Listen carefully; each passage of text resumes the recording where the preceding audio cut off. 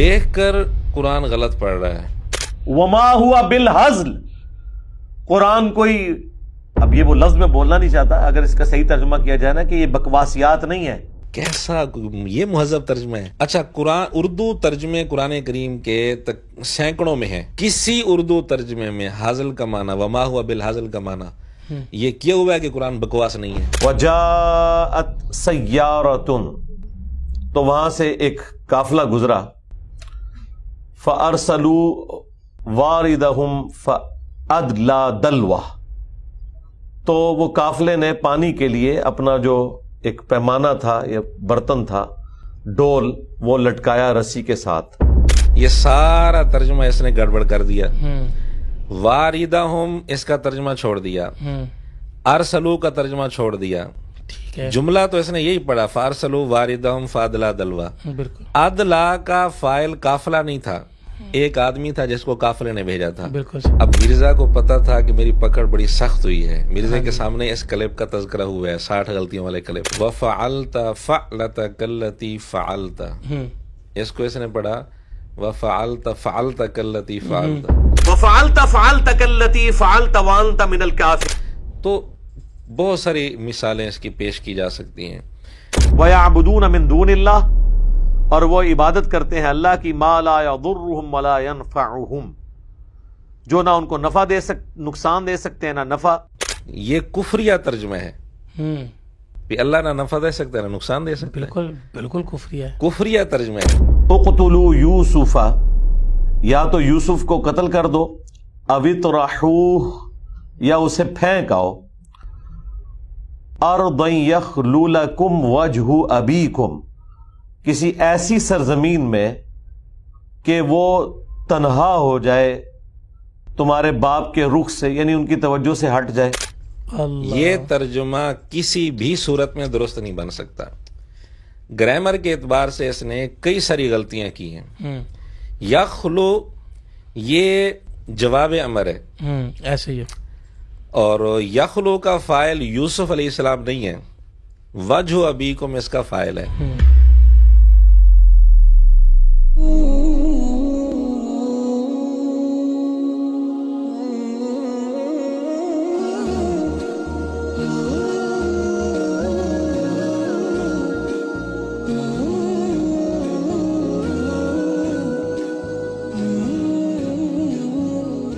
السلام علیکم ورحمۃ اللہ وبرکاتہ. ناظرین اکرام، آپ دیکھ رہے ہیں دین اور دنیا ایک ساتھ ود مولانا پوڈ کاسٹ. میں ہوں آپ کا ہوسٹ محمد ابو بکر. ناظرین اکرام، بہت شکریہ، آپ نے اپنا انتہائی قیمتی وقت آج کی ہماری پوڈ کاسٹ کو دیکھنے کے لیے نکالا.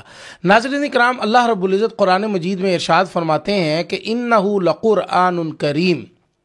اور ناظرین اکرام، قرآن مجید پڑھنا اور اس کے اوپر پڑھنے کے اوپر پورا عبور حاصل کرنا، تجوید کے ساتھ پڑھنا اور پورے اس کے لوازمات کے ساتھ پڑھنا، یہ بہت بڑا آرٹ ہے. اور یہ آرٹ اللہ رب العزت نے قراء اکرام کو عطا کیا ہوا ہے. آج ہمارے اسٹوڈیو میں موجود ہیں مولانا محمد عمران صاحب، جو کہ آپ کو پتہ ہی ہے کہ مرزا اسپیشلسٹ ہیں، اور جب ہو مرزا کی بات اور مولانا عمران صاحب موجود نہ ہوں تو یہ ممکن نہیں ہے.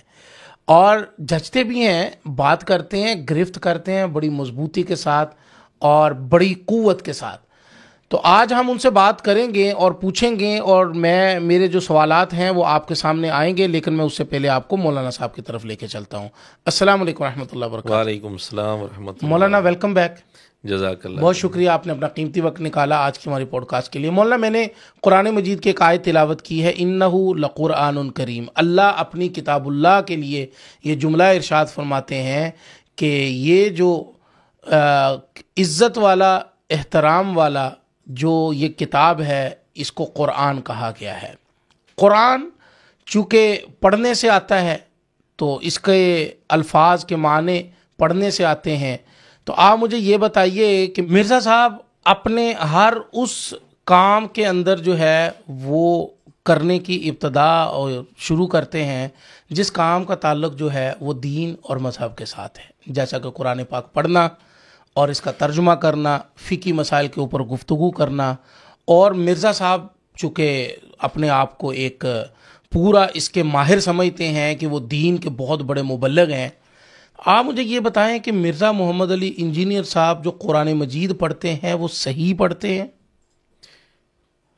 مرزا قرآن صحیح پڑھتا ہے یا غلط، اس کا فیصلہ تو ہم عوام پر چھوڑیں گے. صحیح ہے. اس کے لیے ہم صرف اتنا بتا دیتے ہیں جی کہ ہم نے ایک کلپ بنایا جس میں مرزا کی 60 غلطیاں ہم نے اکٹھی کی. اچھا.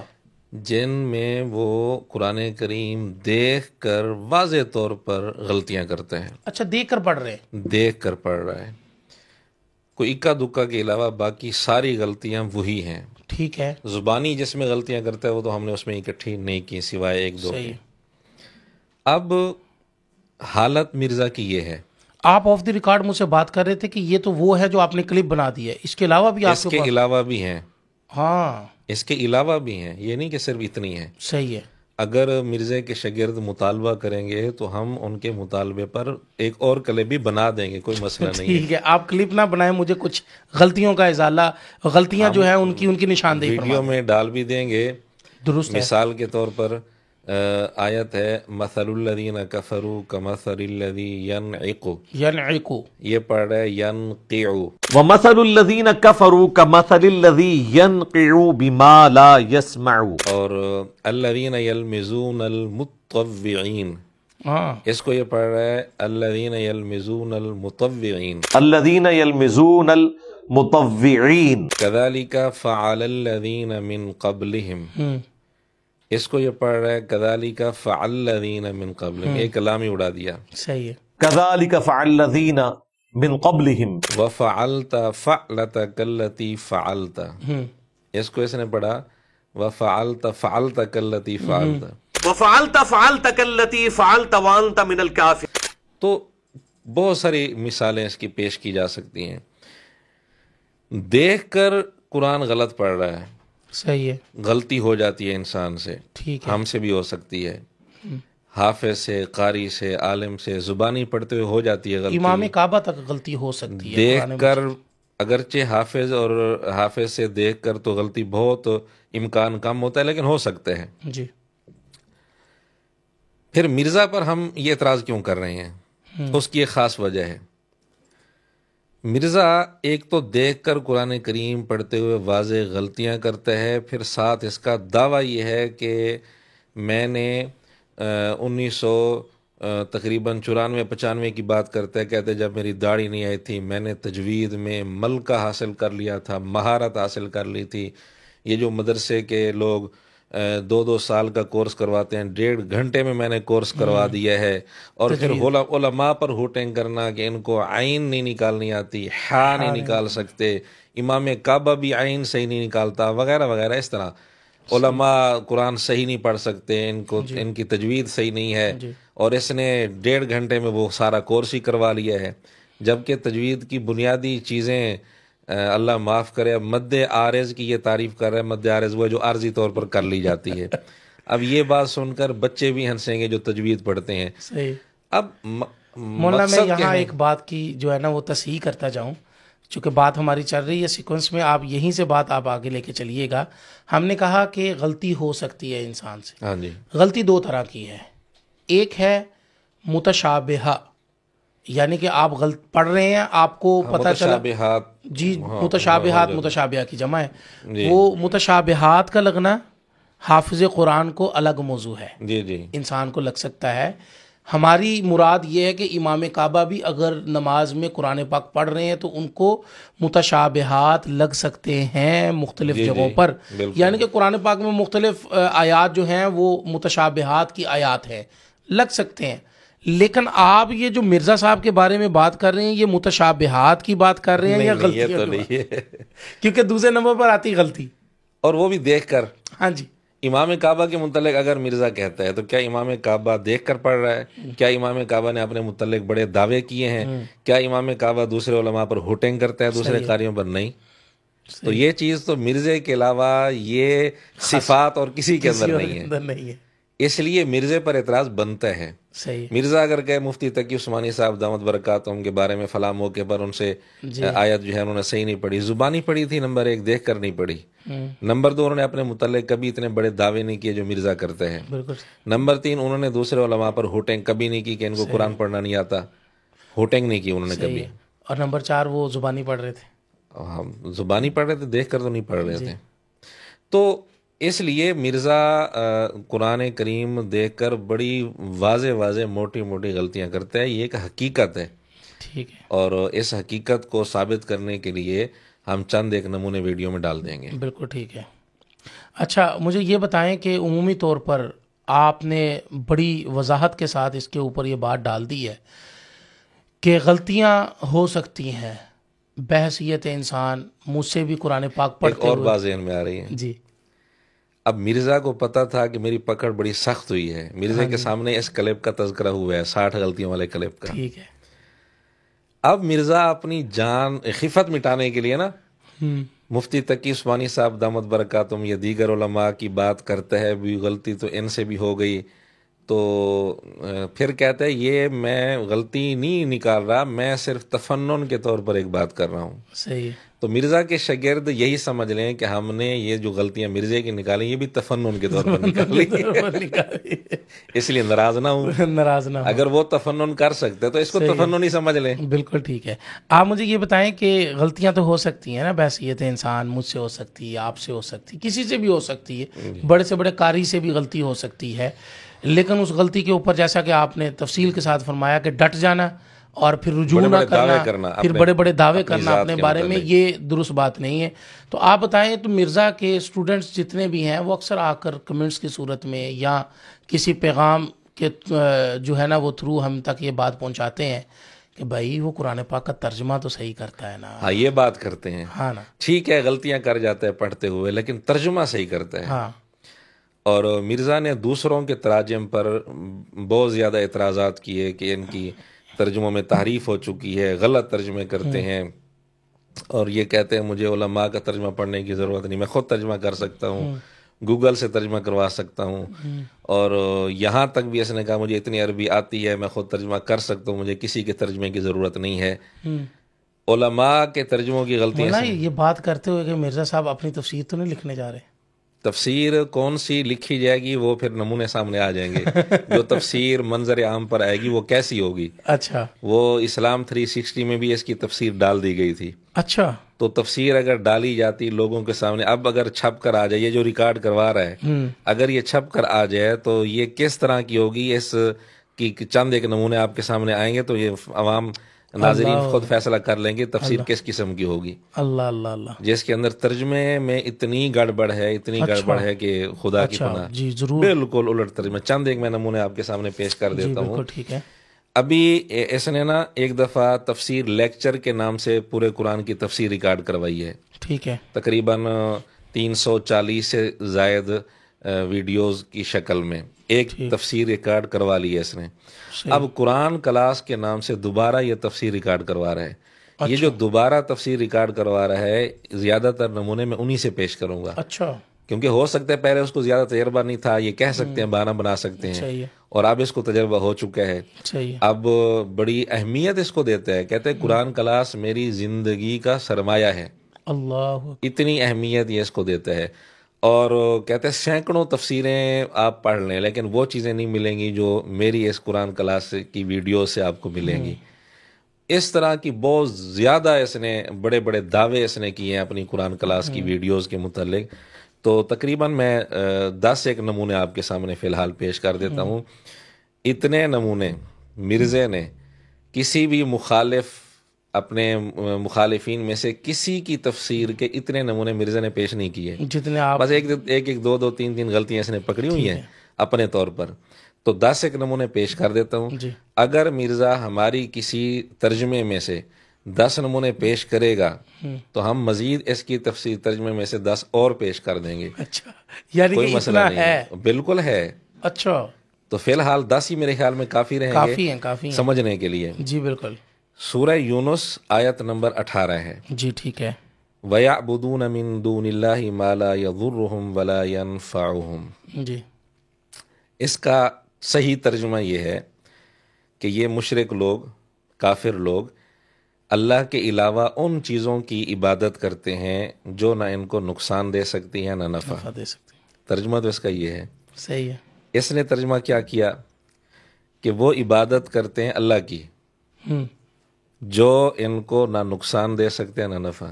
اچھا، عبادت کرتے ہیں اللہ کی جو ان کو نہ نقصان دے سکتے ہیں نہ نفع۔ اچھا، یہ ترجمہ تو کفری ہے۔ اللہ اکبر، اللہ۔ ہم آپ کو یہ کفریہ ترجمہ کلپ ساتھ لگیں گے سارے۔ وَيَعْبُدُونَ مِن دُونِ اللَّهِ، اور وہ عبادت کرتے ہیں اللہ کی، مَا لَا يَضُرُّهُمْ وَلَا يَنفَعُهُمْ، جو نہ ان کو نفع نقصان دے سکتے ہیں نہ نفع۔ یہ کفریہ ترجمہ ہے کہ اللہ نہ نفع دے سکتے ہیں نہ نقصان دے سکتے ہیں۔ بالکل بالکل کفریہ ہے، کفریہ ترجمہ ہے۔ زیادہ سے زیادہ اس پر یہ بہانہ بنایا جا سکتا ہے کہ یہ سلپ آف ٹنگ ہے، ہاں ہو جاتا ہے سلپ آف ٹنگ، کوئی مسئلہ نہیں ہے، لیکن یہاں بہانہ نہیں چل سکتا۔ مرزا کہتے ہیں ہم جو ویڈیو ریکارڈ کرتے ہیں بعد میں اس کو چیک کرتے ہیں، چیک کرنے کے بعد اپلوڈ کرتے ہیں، کوئی غلطی ہوتی ہے اس کی ہم اصلاح کر دیتے ہیں، تو سلپ آف ٹنگ کا بہانہ تو نہیں چل سکتا کیونکہ یہ دعویٰ کر چکے ہیں۔ ایک اور بات، ٹھیک ہے چیک کرتے ہوئے بھی مرزا ٹون تھا، مرزا خود بھی یہ الفاظ بولتا ہے، چیک کرتے ہوئے مرزا ٹون تھا، نہیں پتہ چلا غلطی کا۔ تو اب ہم کہتے ہیں مرزا یہ ویڈیو ڈیلیٹ کر دے۔ میں ویڈیو کا حوالہ بھی دے دیتا ہوں صحیح ہے، تاکہ وہ کوئی حجت تام ہو جائے۔ یہ ترجمہ مرزا نے قرآن کلاس نمبر 83 اس ویڈیو میں یہ ترجمہ کیا ہے 25 منٹ 40 سیکنڈ پر۔ اللہ، ٹھیک ہے، یہ کفریہ ترجمہ ہے۔ جب اس طرح کی بات کسی اور کتاب میں ہو، مرزا کہتے ہیں اس کتاب کی پرنٹنگ بند کرو۔ تو پرنٹنگ تو بند ہونی چاہیے، یہ ویڈیو ڈیلیٹ نہیں ہونی چاہیے، بالکل ہونی چاہیے۔ اصولی مطالبہ ہے اور پھر زندگی کا سرمایہ ہے، زندگی کا سرمایہ ہے۔ قرآن کلاس نمبر 83 جس میں اس نے کفریہ ترجمہ کیا ہے اپنے ہی اصول پر چلتے ہوئے، جس طرح وہاں مطالبہ کرتا ہے پرنٹنگ بند کرو، تو یہ ویڈیو ڈیلیٹ کرے، ترجمہ درست کرے، درست کرنے کے بعد ویڈیو اپلوڈ کر دے۔ ہمیں تو کوئی ضد نہیں ہے، صحیح ہے، لیکن ایسا نہیں کرے گا مرزا۔ اگر مرزا کہتا ہے کہ جی مجھ سے غلطی ہوگی، غلطی مان لیتا ہے، تو ویڈیو ڈیلیٹ نہیں کرتا، پھر کس منہ سے مطالبہ کرتا ہے دوسروں سے کہ کتابوں کی پرنٹنگ بند کرو؟ مطالبہ تو نہیں کر سکتا یہ، بالکل درست بات۔ پھر کفریہ کلمہ زبان سے نکل جائے، بے شک غیر اختیاری نکلے، مرزے کا اصول ہے کہ اس کو توبہ بھی کرنی چاہیے، یہ بھی کہنا چاہیے کہ اس پر شیطان مسلط ہو گیا تھا۔ اب یہ کفریہ ترجمہ ہے، مرزا کہے ویڈیو میں آ کر کہ یہ غیر اختیاری طور پر زبان سے نکلا ہے، میں توبہ کرتا ہوں، مجھ پر شیطان مسلط ہو گیا تھا جب میں یہ ترجمہ کر رہا تھا۔ حضرت تھانوی رحمۃ اللہ علیہ سے اس نے کیا مطالبہ کیا ہے؟ مرید نے خواب میں کلمہ جو غلط پڑھا تھا وہ غیر اختیاری تھا، وہ لکھا ہوا ہے اس رسالے میں، اس خط کے اندر جو مرید نے بھیجا تھا لکھا ہوا ہے کہ میری زبان میرے اختیار میں نہیں تھی، بیدار ہونے کے بعد بھی میری زبان میرے اختیار میں نہیں تھی، غیر اختیاری طور پر نکلا تھا نا کفریہ کلمہ۔ مرزا نے حضرت تھانوی سے مطالبہ کیا کہ حضرت تھانوی کو چاہیے تھا مرید کو کہتے توبہ کر، تجھ پر شیطان چڑھ گیا ہے، تو بس یہی اصول ہم مرزے پر فٹ کر دیتے ہیں۔ مرزا ویڈیو حوالہ ہم نے دے دیا، ثبوت دے دیا ہے۔ مرزا ویڈیو میں آ کر کے جب میں نے یہ ترجمہ کیا تھا تو میں توبہ کرتا ہوں، اس وقت مجھ پر شیطان چڑھ گیا تھا، شیطان مسلط ہو گیا تھا، کہہ دے، لیکن نہیں کہے گا۔ تو یہ کس منہ سے حضرت تھانوی سے مطالبہ کر رہا ہے؟ یہ پھر مطالبہ تو منافقت ہے۔ بالکل ایسے، اگر اپنے اصول میں مخلص ہے تو اپنے اوپر یہ اصول لاگو کرے۔ بالکل ٹھیک ہے۔ ایک مثال تو یہ ہو گئی جی، سورہ انعام آیت نمبر 90، اولئک الذین ھدی اللہ جی، فبہداہ مقتدی۔ انبیاء علیہ السلام کا تذکرہ کر کے اللہ نے فرمایا یہی لوگ ہیں جن کو اللہ نے ہدایت دی، فبہداہ مقتدی۔ حضور علیہ الصلوۃ والسلام کو مخاطب کر کے اللہ فرماتے ہیں محبوب آپ ان کے طریقے پر چلیں، ان کے طریقے کی پیروی کریں۔ درست بات۔ یہ ہے اس کا ترجمہ اور مفہوم۔ اس نے ترجمہ کیا کیا؟ فبہداہ مقتدی، اس کا ترجمہ کیا انہوں نے طریقے کی پیروی کی۔ اولئک الذین ھدی اللہ، یہی ہیں وہ لوگ جنہیں ہدایت دی اللہ نے، فبہداہ مقتدی، تو انہوں نے طریقے کی پیروی کی. کسی بھی لحاظ سے یہ ترجمہ بالکل درست نہیں بنتا، بالکل الٹ ترجمہ ہو گیا. یعنی اس نے ترجمہ یوں کر دیا، انہوں نے انبیاء کی بات پھر ظاہر ہوگی، انبیاء نے طریقے کی پیروی کی.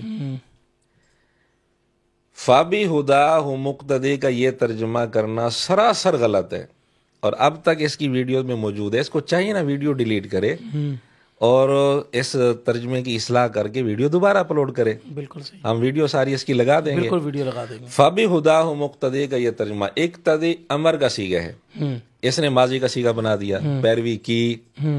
اقتدی واحد کا صیغہ ہے، اس نے جمع کا بنا دیا. امر کا صیغے کو ماضی کا صیغہ بنا کر ترجمہ کر دیا، واحد کے صیغے کو جمع کا صیغہ بنا دیا. تو یہ سراسر غلط ترجمہ ہے. یہ تو ایک عام آدمی یعنی کچھ نہ کچھ عربی گرامر سے واقف ہو بھی سمجھ سکتا ہے. تیسری مثال، ابراہیم علیہ السلام نے جو بت توڑے تھے اس واقعہ کا تذکرہ کرتے ہوئے سورہ انبیاء آیت نمبر 64 میں الفاظ ہیں، فرجعوا الى انفسهم فقالوا انکم انتم الظالمون.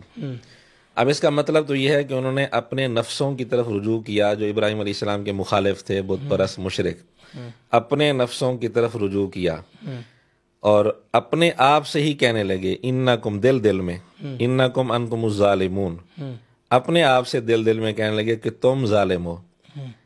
غلطی، اپنی غلطی کا احساس ہو گیا انہیں. صحیح کہنے کا مقصد یہ، انہیں اپنی غلطی کا احساس ہو گیا لیکن مانے پھر بھی نہیں، اندر ان کو احساس ہو گیا. انکم انتم الظالمون، وہ اپنے آپ کو کہہ رہے تھے. اس نے کیا ترجمہ کیا؟ انکم انتم الظالمون کا ابراہیم یہ کام تو نے کیا ہے.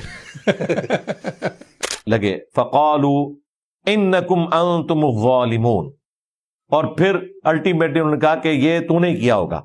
مراد بھئی انکم انتم الظالمون، کم ضمیر، کم انتم، اس ساری آیت کا مصداق اس نے بنا دیا ابراہیم علیہ السلام کو، جبکہ اس کا یہ ترجمہ بالکل غلط ہے. کسی بھی طریقے سے یہ ترجمہ نہیں ہو سکتا. بالکل صحیح، سراسر غلط ترجمہ ہے. 3 مثالیں ہو گئیں. جی چوتھی مثال سورہ یوسف کے شروع میں آیت ہے، اقتلوا یوسف او اطرحوہ ارضا یخل لکم وجہ ابیکم. ترجمہ تو اس کا صحیح ہے کہ بھائیوں نے آپس میں مشورہ کیا، اقتلوا یوسف، یوسف کو قتل کر دو، او اطرحوہ ارضا، یا اس کو کسی زمین میں، کسی سرزمین میں پھینک دو، کسی بھی زمین میں.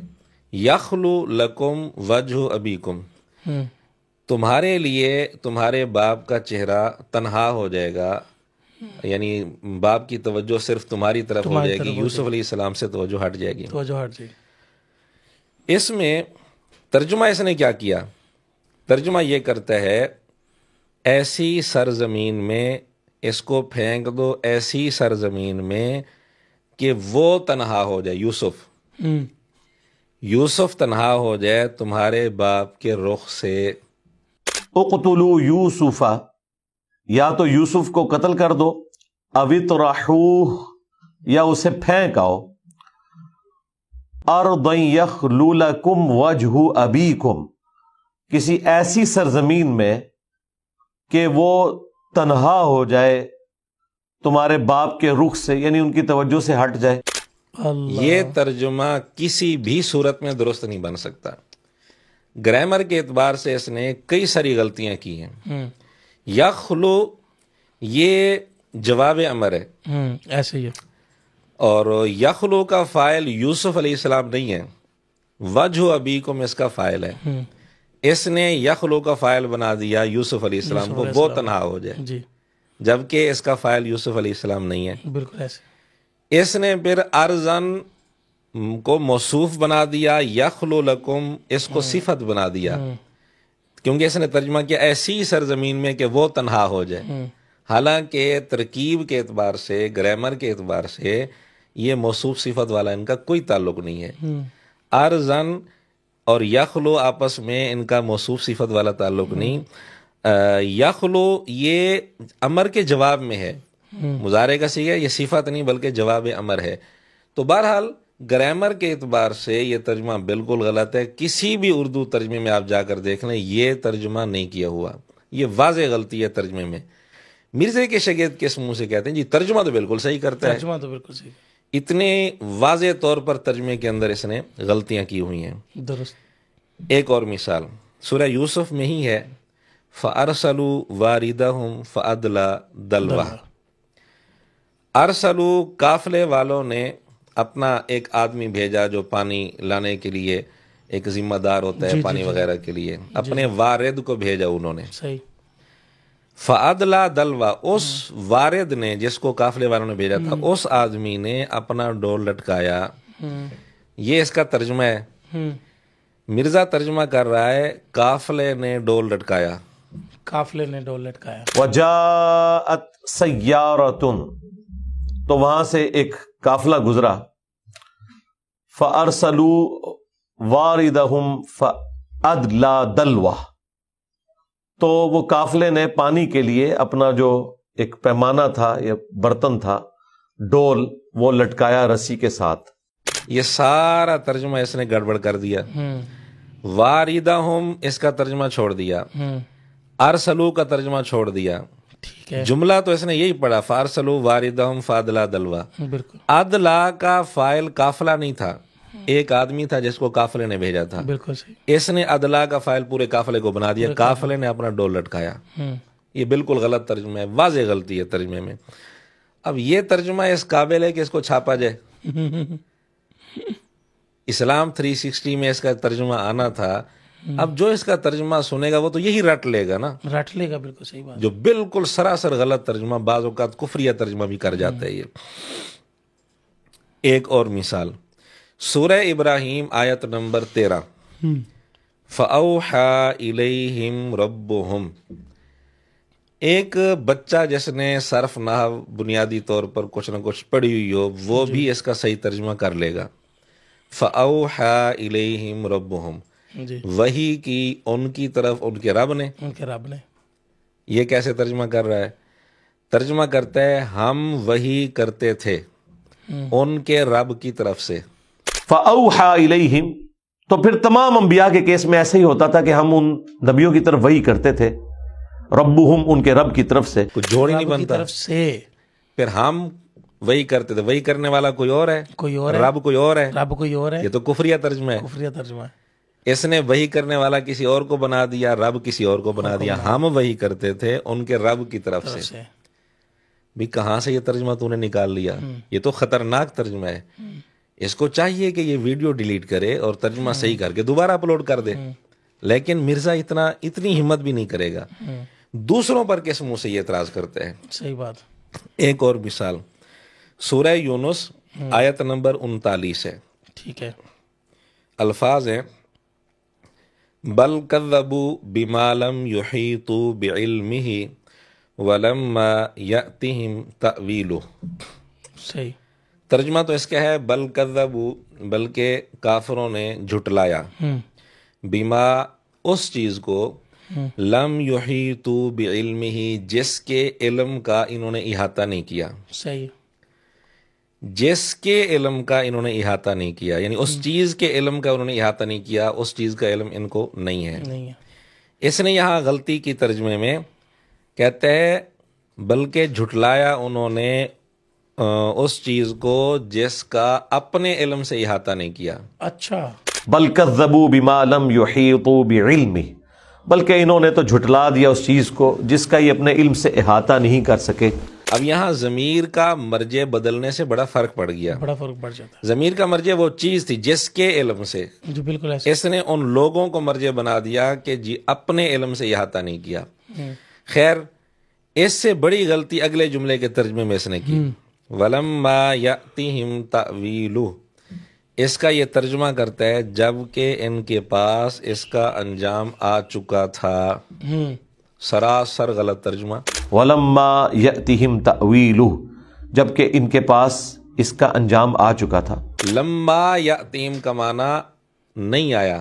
اچھا. اس نے ترجمہ کیا آ چکا تھا. آ چکا تھا. اور لما کا معنی کر رہا ہے جب کہ. اصل میں لما کے ترجمے مختلف ہوتے ہیں. بعض اوقات لمحہ کا معنی جب بھی ہوتا ہے، لیکن یہ وہ لمحہ نہیں ہے۔ وہ لطیفہ پڑھتے ہیں نا، ایک آدمی نے کہا تھا تیری بات جر دیتی ہے، میری بات جر نہیں دیتی۔ اب بیچارہ جس کو نہیں پتا وہ تو ہر بات کو بات جارہ ہی سمجھے گا، بالکل۔ اس نے ایک جگہ لمحہ کا معنی دیکھ لیا ہوگا کہ لمحہ کا ترجمہ جب ہے، بس اس نے سمجھ لیا کہ لمحہ جہاں بھی آئے گا اس کا معنی جب ہوگا۔ یہ ہوتا ہے لاپرواہی کا انجام۔ اسی لیے علماء بالکل صحیح کہتے ہیں کہ ترجمہ کرنا ہر آدمی کا کام نہیں ہے۔ اس سے عام ناظرین بھی سمجھ لیں گے کہ واقعتاً علماء کی یہ بات بالکل صحیح ہے، بالکل صحیح بات۔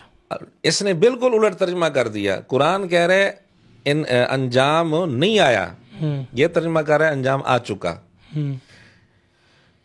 لمحہ کا ترجمہ بعض دفعہ ہوتا ہے جب، اور لمحہ جب مضارع پر داخل ہوتا ہے اور مضارع کو جزم دیتا ہے، اس صورت میں لمحہ نفی والے معنی کے لیے آتا ہے۔ صحیح ہے۔ لمحہ یضرب، اس کا ترجمہ ابھی تک اس نے نہیں مارا، صحیح ہے، نفی والا ترجمہ اس میں ہوتا ہے۔ اس نے لمحہ کا معنی جب کر کے ترجمہ مثبت والا کر دیا۔ کتنا واضح طور پر غلط ترجمہ اس نے کیا ہے۔ کیا اس کی پرنٹنگ بند نہیں ہونی چاہیے؟ ہاں بالکل، اس کی تشہیر بند ہونی چاہیے۔ جیسے کتابوں کی پرنٹنگ ہے، پرنٹنگ کا مطلب تشہیر بند ہونی چاہیے نا، بالکل ایسے ہی ہے، اشاعت بند ہونی چاہیے۔ اس کلپ کو ڈیلیٹ کرے اور صحیح کر کے دوبارہ ویڈیو لگائے۔ جی ایک اور مثال، سورہ یونس آیت نمبر 54۔ وَأَسَرُّ النَّدَامَةَ، اور اس دن ندامت بھی اس کے اوپر چھائی ہوئی ہوگی۔ ٹھیک ہے، اس میں الفاظ ہیں وَأَسَرُّ النَّدَامَةَ لَمَّا رَأَوُا الْعَذَابَ، جب کافر عذاب کو دیکھیں گے ندامت کو چھپائیں گے۔ اسرّ یسرّ، اس کا معنی ہوتا ہے چھپانا۔ شاید مرزا نے جب ترجمہ دیکھا ہوگا، ہم یہ بھی میں آپ کو بتا دوں، قرآن کلاس میں مرزا جو آیات کا ترجمہ کرتا ہے، ترجمہ کرنے کے لیے اس نے اردو والا ترجمہ سامنے رکھا ہوتا ہے۔ جی، سامنے کتابیں پڑھی ہوتی ہیں نا، اس کے آگے ترجمہ پڑھا ہوتا ہے، سامنے کتابیں پڑھی ہیں، وہ پورا قرآن ترجمے والا نہیں رکھتا، جتنا ترجمہ اس نے پڑھنا ہوتا ہے وہ کاغذ لے کے آتا ہے۔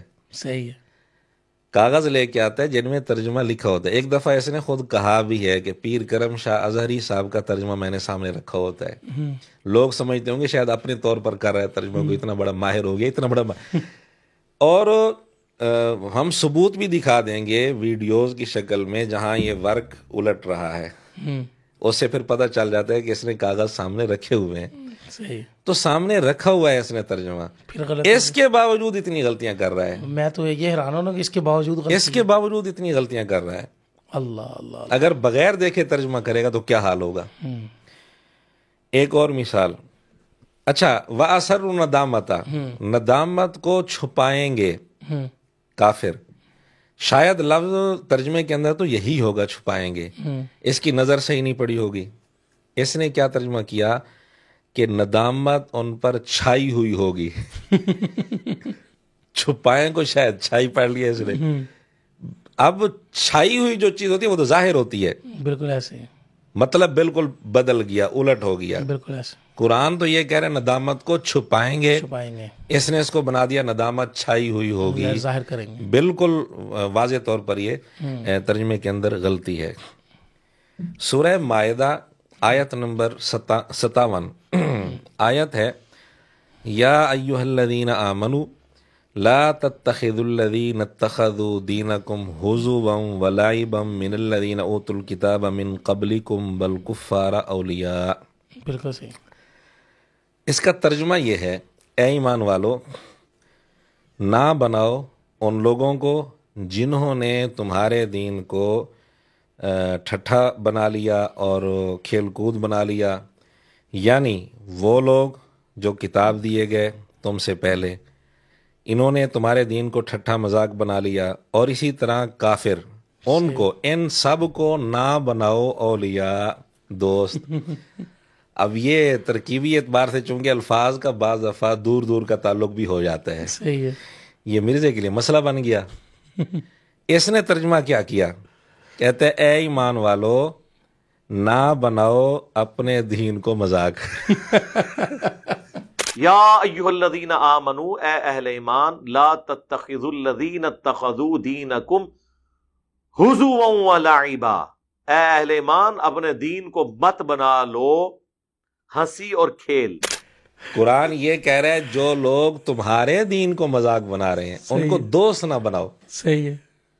اس نے کیا ترجمہ کیا؟ اے ایمان والو اپنے دین کو مذاق نہ بناؤ۔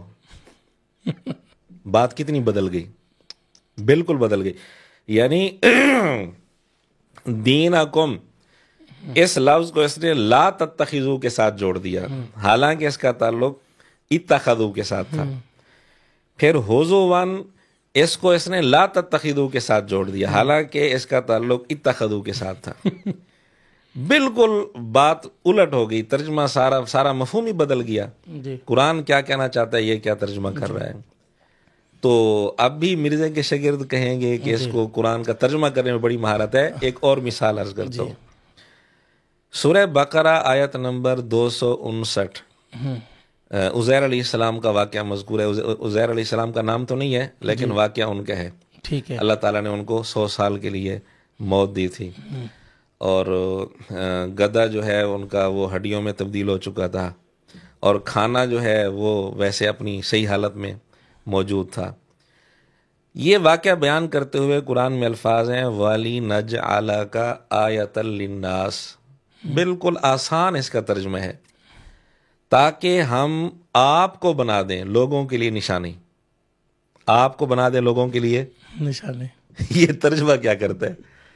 یہ ترجمہ اس طرح کر رہا ہے گدھے کو ہم لوگوں کے لیے نشانی بنا دیں، استغفر اللہ، اور تیرے لیے بھی نشانی بنا دیں۔ استغفر اللہ۔ اور آگے دیکھیں کیا الفاظ ہیں، وانظر الی حمارک، اپنے گدھے کی طرف دیکھ، وَلِنَجْعَلَكَ آیَةً لِلنَّاسِ، ہم اسے لوگوں کے لیے نشانیاں بنا دیں گے اور تیرے لیے بھی۔ یعنی ایک نبی کے متعلق اللہ تعالیٰ فرما رہے ہیں کہ آپ کو لوگوں کے لیے ہم نشانی بنا دیں۔ نبی کی جگہ اس نے کس کو رکھ دیا؟ گدھے کو لوگوں کے لیے نشانی بنا دیں، آپ کے لیے بھی نشانی بنا دیں۔ کتنا غلط ترجمہ ہے۔ کیا اس ویڈیو کو ڈیلیٹ نہیں ہونا چاہیے؟ بالکل ڈیلیٹ ہونا چاہیے۔ بس مرزے کی توپ کا رخ دوسروں کی طرف ہوتا ہے، فلاں کتاب کی پرنٹنگ بند کرو، فلاں کتاب کی پرنٹنگ بند کرو۔ ان ویڈیوز کو کون ڈیلیٹ کرے گا؟ جی، تو ویڈیو یہ ڈیلیٹ کرے، صحیح ترجمہ کر کے اس کو اپلوڈ کر دیں۔ مولانا آپ نے اتنے ہمیں جو ہے نا وہ حوالے دے دیے ہیں، میرا خیال ہے کہ مزید بھی آپ کے پاس حوالوں کے انبار ہے۔ ایک آدھ میں بتا دیتا ہوں۔ بالکل۔ میں سورہ مریم آیت نمبر 76 ہے، والباقیات الصالحات خیر عند ربک ثوابا وخیر مردہ۔ اس کا ترجمہ اس نے اتنا غلط کیا، الفاظ کو ایک دوسرے سے جو ترکیبی تعلق تھا گرامر کے اعتبار سے، یہ میرے خیال میں ناظرین وہ ترجمہ سن کر خود ہی فیصلہ کر لیں گے، وہ ترجمہ لگا دیں گے۔ والباقیات الصالحات کہتے ہیں جو باقی رہنے والی چیزیں ہیں وہ نیک اعمال ہیں، یہاں تک جملہ ہی ختم کر دیا۔ یعنی آپس میں ان کا تعلق موصوف صفت کا ہے، جملہ یہاں ختم نہیں ہو رہا، اس نے ان کو آپس میں مبتدا خبر بنا کے جملہ یہی مکمل کر دیا۔ اللہ۔ پھر خیر عند ربی کا اس کو الگ کر لیا، ثوابن کو آگے جوڑ دیا، ثوابن کا تعلق خیرون کے ساتھ تھا، اس کو آگے جوڑ دیا۔ اتنا بالکل بے تکا اس نے ترجمہ کیا، وہ ہم ویڈیو لگا دیں گے، ناظرین خود فیصلہ کر لیں گے۔ والباقیات الصالحات، اور جو باقی رہنے والی چیز ہے وہ تو ہے نیکی، جو اچھے کام دنیا میں انسان کرتا ہے۔ خیر عند ربک، جو تیرے رب کے حضور بہتر ہے، یعنی انسان نیک اعمال اپنے رب کے پاس بھیجے اس دنیا کی زندگی میں۔ ثوابا وخیر عملا، اللہ تعالی کے حضور ان کا جو ثواب ہے یہ وہ ثواب ہے جو بھلائی والا ہے، جس کی امید انسان کو لگانی چاہیے۔ سورت مریم آیت نمبر 76۔ ایک قرآن کریم میں لفظ ہے وما ہوا بالحزل، انہو لقول فصل وما ہوا بالحزل۔ قرآن فیصلہ کن قول ہے، یہ کوئی مذاق نہیں ہے۔ حاضل کا یہ ترجمہ کرتے ہیں بکواس، بکواس نہیں ہے۔ وما ہوا بالحزل، قرآن کوئی اب یہ وہ لفظ میں بولنا نہیں چاہتا، اگر اس کا صحیح ترجمہ کیا جائے نا کہ یہ بکواسیات نہیں ہے. کیسا یہ مہذب ترجمہ ہے. اچھا قرآن اردو ترجمے قرآن کریم کے سینکڑوں میں ہیں. بالکل ایسا کسی اردو ترجمے میں حاضل کا معنی وما ہوا بالحاضل کا معنی یہ کیا ہوا ہے کہ قرآن بکواس نہیں ہے؟ کبھی نہیں. کسی ایک ترجمے میں دکھا دیں. یہ جو حدیث آتی ہے 3 چیزیں ہیں جن کی سنجیدگی بھی سنجیدگی ہے اور مذاق بھی مذاق ہے. بالکل ایسا. وہاں لفظ ہے حاضلہن حاضلن. کیا وہاں یہ ترجمہ کریں گے ان کی بکواس بھی بکواس ہے؟ ان کی وحاضلہن جدن اس طرح کے الفاظ آتے ہیں. ان کی بکواس بھی سنجیدگی ہے. بکواس معنی کریں گے؟ نہیں، سارے معنی یہ کرتے ہیں مذاق. تو حاضل کا معنی مذاق تھا. یہ ایک اچھا لفظ ہے، یعنی اس کو اچھے طریقے سے پیش کیا جا اچھے طریقے سے اس کو پیش کیا جا سکتا ہے. قرآن مذاق نہیں، یہ ترجمہ اصل ہے. اس نے اس کو بکواس کے لفظ سے ترجمہ کرے. قرآن بکواس نہیں ہے. جی جی بالکل. تو ایک اور اصل میں اس نے حضور علیہ السلام کے لیے چھوکرے کا لفظ بولا تھا یہود کے حوالے سے، لیکن پھر جب اعتراض ہوا تو کہتے ہیں یہ کوئی نیگیٹو لفظ تو نہیں ہے. اپنی اس خفت کو مٹانے کے لیے قرآن کے اندر اس نے لفظ جو فتن کا لفظ آتا ہے ابراہیم علیہ السلام کے لیے، فتن کا لفظ اس نے کہا فتن کا معنی چھوکرے ہے. اب یہ ترجمہ کرے گا قرآن کا. سینکڑوں اردو تراجم میں کسی ایک ترجمے میں دکھا دے ابراہیم علیہ السلام کے لیے سورہ انبیاء میں جو فتن کا لفظ آتا ہے کسی ترجمے میں اس کا ترجمہ چھوکرا کیا گیا ہو. اپنے اوپر پردہ ڈالنے کے لیے قرآن کریم کے الفاظ کا کس انداز سے یہ ترجمہ کر رہا ہے. ویڈیو لگائی جاتی ہے علماء کی، یہ دیکھیں جی یہ کہتے ہیں جی قرآن پاک کا ترجمہ جو ہے نا وہ خود سے نہیں کرنا چاہیے، یہ پڑھنے نہیں دینا چاہتے. یہ پھر یہ ایسا کہتے ہیں کہ جی کہ اگر کسی نے ترجمہ پڑھ لیا تو اس کو تو سمجھ آ جائے گی کہ قرآن کیا کہہ رہا ہے. تو وہ میں حیران ہو رہا تھا کہ کسی نے لکھا ہے کہ آپ صلی اللہ علیہ وسلم کے پاس جب وحی نازل ہوتی تو سب سے پہلے جو قرآن کی حفاظت کا جو طریقہ کار تھا، آپ صلی اللہ علیہ وسلم صحابہ اکرام میں آپ صحابہ اکرام کے ساتھ تکرار کیا کرتے تھے قرآن کی عربی کا، کہ صحابہ اکرام ایک دوسرے کے ساتھ تکرار کیا کرتے تھے. وہ جو آیات حضور ان کو صحابہ کو سکھاتے، صحابہ آپس میں ان کو تکرار کیا کرتے تھے. یہ جو آج کل ہمارے ہاں رمضان المبارک کے اندر جو یہ دور کرتے ہیں نا سامع اور قرآن پاک، حضور علیہ السلام بھی جبرائیل علیہ السلام کے ساتھ. ہاں آپ نے فرمایا کہ آخری سال جو آپ کا 2 دفعہ میں نے دور کیا، ہر رمضان میں 1 دفعہ دور ہوتا تھا، تو اس سال آپ صلی اللہ علیہ وسلم 2 دفعہ دور فرمایا. تو وہ کہنے کا مقصد یہ ہے کہ صحابہ اکرام نے قرآن پاک کو جس انداز سے اللہ پاک نے اس کی حفاظت کی ذمہ داری لی ہے وہ کمال درجہ ہے. مولانا مجھے یہ بتائیں کہ اب یہ جو بار بار کہا جاتا ہے کہ قرآن پاک کا ترجمہ علماء سے پوچھ کر یا علماء کی صحبت کے اندر کریں، ٹھیک ہے، کیا وجوہات ہے؟ وہ یہی وجوہات ہیں؟ وجوہات تو سامنے آ گئی. یہ جو آدمی یہ چند مثالیں سن لے گا نا جی وہ خود ہی فیصلہ کرے گا کہ علماء صحیح کہتے ہیں. بالکل صحیح ہے، کمال ہے کہ کسی عالم کی رہنمائی میں قرآن کریم کا ترجمہ پڑھنا چاہیے، سمجھنا چاہیے، ورنہ اپنی طرف سے انسان ترجمہ کرنے لگ جائے. جی اچھا مرزا کہتا ہے کہ جب اردو تراجم لکھ دیے گئے ہیں تو ہمیں کسی کے پاس جانے کی ضرورت نہیں، اردو تو ہمیں سمجھ آتی ہے، یہ اردو سمجھ آتی ہے اس کو. اس طرح تو قرآن پاک عربی میں اگر اردو سمجھ آتی ہے تو اتنے بڑے بڑے بلنڈر تو نے کیوں کیے ہیں ہاں جی بالکل قرآن کے ترجمے میں. بالکل صحیح بات ہے. تو مولانا بہت شکریہ، آپ نے بڑا تفصیل کے ساتھ اس کے اوپر روشنی ڈالی ہے. انشاءاللہ العزیز ہم ایک اور بھی نئی پوڈ کاسٹ کے ساتھ پھر اپنے ناظرین کے سامنے حاضر ہوں گے. ناظرین آپ نے دیکھا ہم نے قرآن مجید کی جو آیت پڑھی تھی انہ لقرآن کریم، کہ قرآن بہت عزت والی کتاب ہے. تو ناظرین اس کا تقدس، اس کا احترام یہی ہے کہ آپ جب اس کو پڑھیں تو بڑے احترام کے ساتھ باوضو ہو کر پڑھیں، کیونکہ یہ نہ آپ کی کتاب ہے، نہ میری کتاب ہے، نہ کسی انسان کی لکھی ہوئی کتاب ہے، یہ تو اللہ کی کتاب ہے. تو اللہ کی کتاب کا ادب بھی یہی ہے کہ اس کے جو آداب ہیں، اس کے جو احترامات ہیں، ان کو ملحوظ خاطر رکھتے ہوئے قرآن مجید کو پڑھا جائے. تو آج انشاءاللہ مجھے امید ہے کہ آج آپ کو ہماری پوڈ کاسٹ بڑی اچھی لگی ہوگی. انشاءاللہ العزیز میں اور مولانا ایک نئی پوڈ کاسٹ کے ساتھ پھر آپ کی خدمت میں حاضر ہوں گے. تب تک کے لیے مجھے اور میری ٹیم کو اجازت دیجیے. والسلام ورحمۃ اللہ وبرکاتہ.